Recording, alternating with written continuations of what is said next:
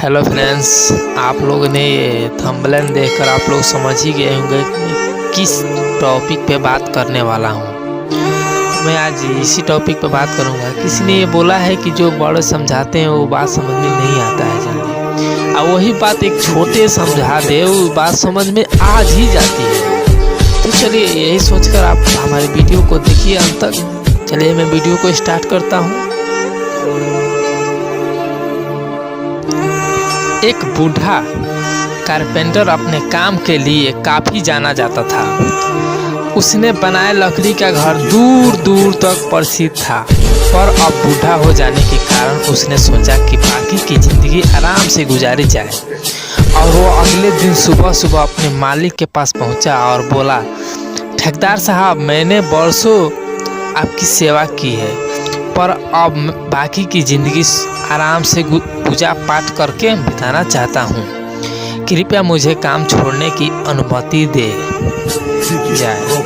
ठेकेदार कारपेंटर को बहुत मानता था, इसलिए उसे ये सुनकर थोड़ा दुख हुआ, पर वह कारपेंटर को निराश नहीं करना चाहता था।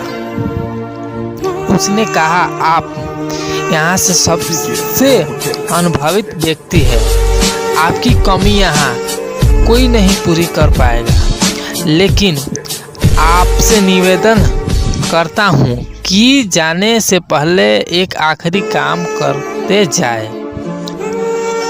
जी, क्या काम करना है? कारपेंटर ने पूछा। मैं सोचता हूँ कि आप जाते समय हमारे लिए एक लकड़ी का घर तैयार करके जाए। ठेकेदार घर बनवाने के लिए ज़रूरी पैसे देते हुए बोला। कारपेंटर इस काम के लिए तैयार हो गया। उसने अगले दिन से ही घर बनाना शुरू कर दिया, पर ये जानकर कि ये उसकी आखिरी काम है और इसके बाद उस और कुछ काम करने की ज़रूरत नहीं होगा। थोड़ा ढीला पड़ गया। पहले जहां वो बड़ी सावधानी से लकड़ियां चुनता और काम करता था, बस वैसा काम नहीं किया। ये सोचकर कि मेरे को ये आखिरी काम करना है। कुछ हफ्ते पहले ही घर तैयार हो गया और ठेकेदार के पास पहुंचा। ठेकेदार साहब, मैंने घर तैयार कर लिया है।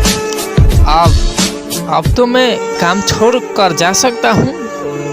ठेकेदार बोला, हाँ, आप बिल्कुल जा सकते हैं, लेकिन अब आपको अपने पुराने छोटे से घर में जाने की ज़रूरत नहीं है, क्योंकि इस बार जो घर आपने बनाए हैं वह आपकी बरसों की मेहनत का इनाम है।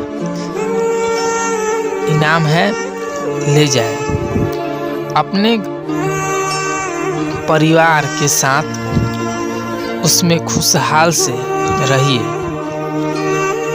कारपेंटर ये सुनकर साइलेंट रह गया। वह मन ही मन सोचने लगा, काश मैंने दूसरों के लिए एक से एक बढ़कर घर बनाए और अपने को ही इतने घटिया तरीका से बना बैठा। काश मैंने ये घर भी बाकी घरों की तरह बनाए होते। तो इस कहानी से हमको यही सीख मिलती है कि किसी ने बोला है कि अपने पैर को ही कुल्हाड़ी से मार देते हैं लोग। तो परसों काम करने के बाद भी जो इनाम पाना था वो इनाम पा नहीं सके, तो ज़िंदगी में काम करके क्या पा सकते हैं? अगर आप लोगों को ये बताया गया बात अच्छा लगता है तो हमारे चैनल को सब्सक्राइब करना ना भूलें। चलिए, तब तक मिलता हूँ अगले वीडियो में। बाय।